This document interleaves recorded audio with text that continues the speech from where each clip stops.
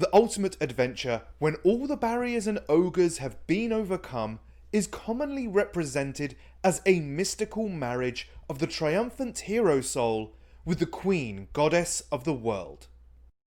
Hey, welcome to the Inside Joseph Campbell series. This is episode 11, Meeting with the Goddess. So we're going to talk about what happens at this stage in the story, as well as who the goddess is, what she represents, and feminine symbology in myths in general. Okay, great. Let's get started.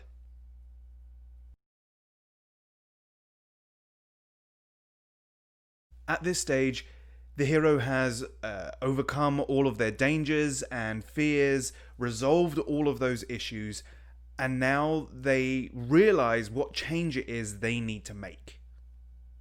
The heroes found their solution. Fantastic. And it will solve their internal and external problems and satisfy the curiosity that brought them into the special world in the first place. Now, everything that came before this was a premonition of this solution. And whether the hero found it in their mind, in the day-to-day, or in nature, it was something that existed in them all along. And that's kind of like this reassuring thing that they have. They found this perfect solution that existed inside of them all along. And this solution is great, but it can come with its own set of issues. The solution can be unattainable, and a hero might fantasize about it, and in pursuing the unattainable, it will result in a backlash against the hero. It could be a solution that's restrictive, or denying, or punishing. A solution that won't let a hero escape from it. A desirable but forbidden solution that will lead the hero into danger. The mind and body has unspoken wants, but there are usually fears attached to them.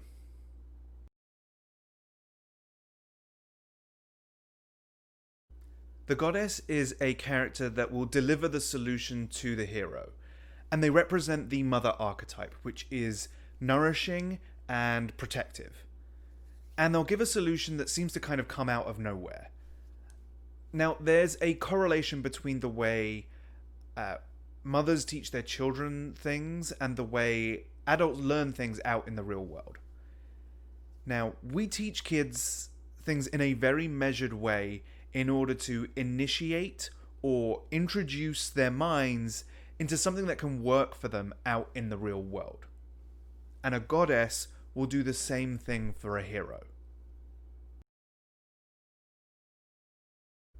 The totality of the universe, the harmonization of all the pairs of opposites, the life of everything that lives. She is also the death of everything that dies.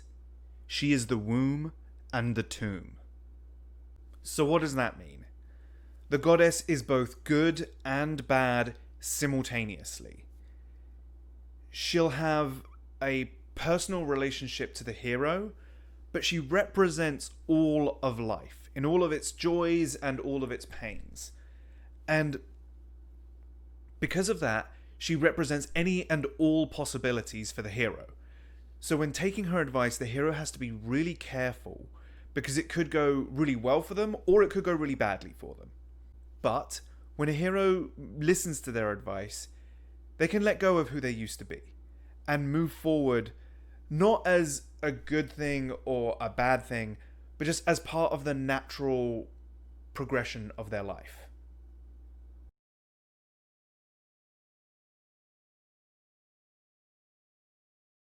The goddess needs to be treated well by the hero. They need to be willing to give any advice or knowledge that they might have, or chances are they won't be understood.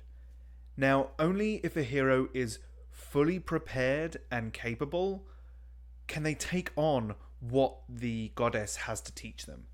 And in turn, the goddess will teach them something in a way that they can understand and interpret the lesson. Now, if a hero is unprepared, then bad things will likely happen to them.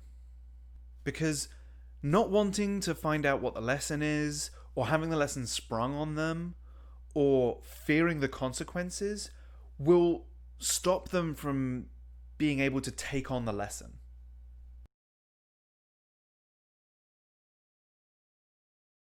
So the feminine symbol in mythology represents anything that anyone can possibly know. And a hero meets with that symbol in order to find things out. And as that symbol initiates a hero, they will do a few different things. So number one, they don't give the hero any more than they can possibly understand.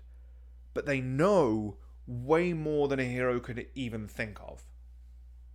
Now number two, they will encourage the hero to break free of the things that are holding them back. Now, if a hero can bring themselves to take the advice of a goddess, then they will be freed from their old ideas of how to live. Now, the goddess is the perfect version of the emotional journey that the hero is going on.